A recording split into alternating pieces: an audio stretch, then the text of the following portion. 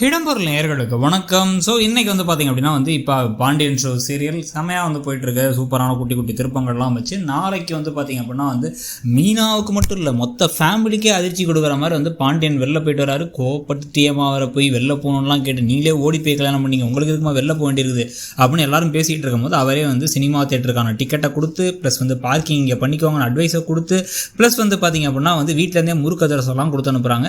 ஆனால் என்ன ஒரு ரொமான்டிக் கெட்டவேவாக ஜாலியாக கிளம்பி வெளில போகலாம் அப்படின்னு நினச்சிட்டு இருந்த மீனாவுக்கு இது கொஞ்சம் மொக்கையாக தான் இருக்க போகுது.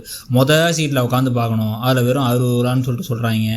எல்லாத்துக்கும் கணக்கு பார்க்குறாங்க இந்த குடும்பத்தில் அப்படின்னு சொல்லிட்டு இந்த குடும்பத்துடைய ஒரு நடவடிக்கைகள். ஏன்னா அங்கே அவங்க வீட்டில் இருந்ததுக்கும் இங்கே இருக்கிறதுக்கும் இருக்க வித்தியாசங்களை அவங்களுக்கு உணர ஆரம்பிக்க போகிறாங்க. அதில் இருக்க பிரச்சனைகளும் அவங்களுக்கு புரிய ஆரம்பிக்க போகுது.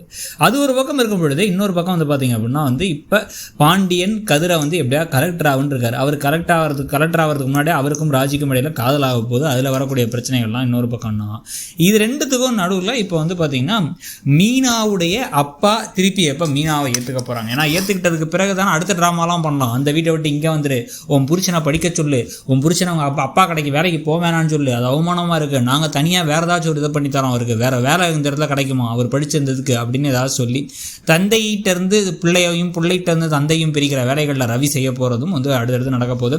ஸோ ஜனார்த்தனன் உள்ளே பேச அந்த சமயத்தில் முதல்ல தன்னுடைய மருமகளை விட்டு கொடுக்காம மருமகள் ரொம்ப நல்ல பொண்ணுங்கிற மாதிரி பாண்டியன் பேசன்னு சொல்லிட்டு பல திருப்பங்கள்லாம் தாண்டி தான் நடக்க போகுது. உடனே நடக்க போகிறது இல்லை. ஆனால் இப்போதைக்கு இந்த சீசன் 2 பார்த்திங்கன்னா நிஜமாக நல்லாயிருக்கு, பார்க்குறதுக்கு ப்ளசண்ட்டாக இருக்குது. கேரக்டர்ஸ் நல்லா நடிக்கிறாங்க. ஒரு மாதிரி ரசித்து பார்க்குற மாதிரி நிறைய சீன்ஸ் அண்ட் வசனங்கள் இருக்குது. உங்களுக்கு என்ன தோணுதுங்கிறத சொல்லுங்கள். யாரை பிடிச்சிருக்கு, ஏன் பிடிச்சிருக்குங்கிறதையும் சொல்லுங்கள்.